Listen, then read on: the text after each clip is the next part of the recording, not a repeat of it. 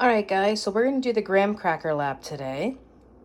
I'm going to have my graham crackers, a plate, a pipette or a dropper, and if you don't have that, you can use a spoon to drop water. Have some water ready, an ice cube. Doesn't have to be this big giant ice cube, just a regular ice cube. This is just what I had. And then a couple of extra graham crackers handy and ready to go. You're also going to want to make sure that you have your lab report ready to go so that you can be recording your observations. And it might be easiest to answer these questions as you go because the information will be fresh in your mind. So I'm going to be dropping water on an angled graham cracker, angled like this on my plate, starting at the highest point. Okay, I'm going to be angling this camera so that it is getting like an aerial view here. And I will rearrange so that we can see the whole thing. All right, so when I'm looking at my lab, it says, take a graham cracker and hold it at an angle so one side is touching the plate. So one side is touching the plate, the other side is hanging off the edge like so. Okay. Step 2 says, using the water dropper, drop water down the middle of the cracker starting at the highest point. How does the cracker change? So we're going to do this several times. Start at the top. I'm dropping the water on the highest point. Eventually, where does my water go? It's hitting the highest point of the graham cracker, but where does it go? Down the middle of the graham cracker. I'm going to get myself some more water in my dropper. Do this again. I'm going to continue dropping water on the top, highest point of my graham cracker. What do you notice is forming on the plate at the bottom of the graham cracker? I see a pool of water down here forming. All right, then it says, repeat in another area of the cracker, alternate dropping water in the center and in other areas. Make observations. All right, so let me try this end. Drop water here. Drop water here. On the side. In the middle. I'm noticing when I drop it here in the corner, it's kind of just staying up here and getting absorbed. It's not necessarily going down like it was before in the center, like it does when I drop it in the center. Could be because that graham cracker has a groove in it. It's like a natural channel or waterway, you could say. But when I drop it here on the corner where there really isn't that natural groove, like in the middle, I'm noticing that the water doesn't roll down. It kind of just stays in that corner. And actually I can tell that my corner is starting to droop a little bit. And the whole graham cracker top that's hanging off the plate is now starting to droop even more. Let me show you what I'm seeing.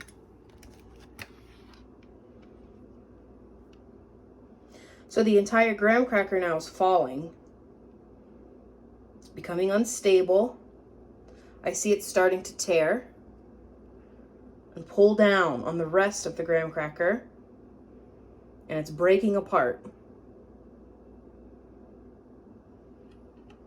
I also notice that my graham cracker has become worn down and almost smooth in the middle where the water was traveling down that groove.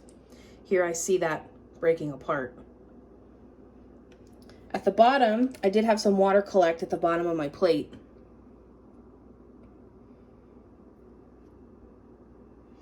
Okay, so then the next part of this experiment asks us to do the same thing, but now with an ice cube. So it asks us to get a new dry cracker. So I'm going to take this guy, put him over here, and grab a new one.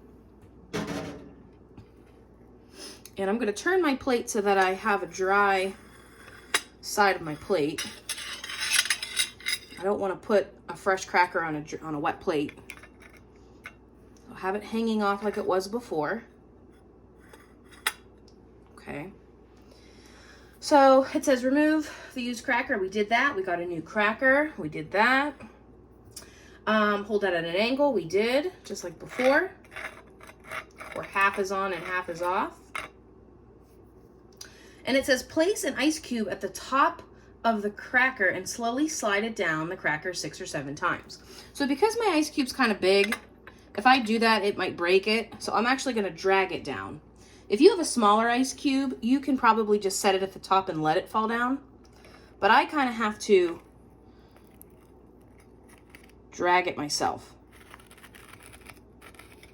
I notice that I still get that same line that I did when I was dropping the water manually. So I see that that ice creates that channel almost like it did with water. So 3 or 4.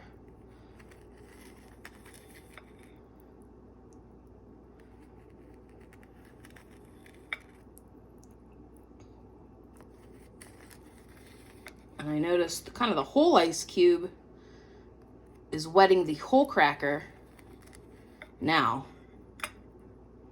As this ice cube melts, it's dropping a lot of water on the surface of this cracker, and it's making the entire cracker wet.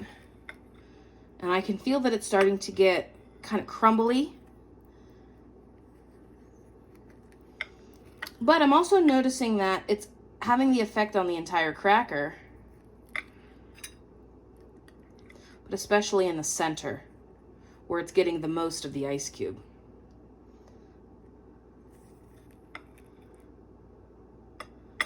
Okay, I start to see that groove again, like I saw before. And the entire ice cube is now almost bendy. It has like a mushiness to it now. So what did you notice? Let me take my camera here. Okay, so we're gonna write down our observations. What did you see? What changed? And then after the experiment, you're gonna do the analyze portion by answering the questions below. So you're gonna identify what was the independent variable, what did I as the scientist control,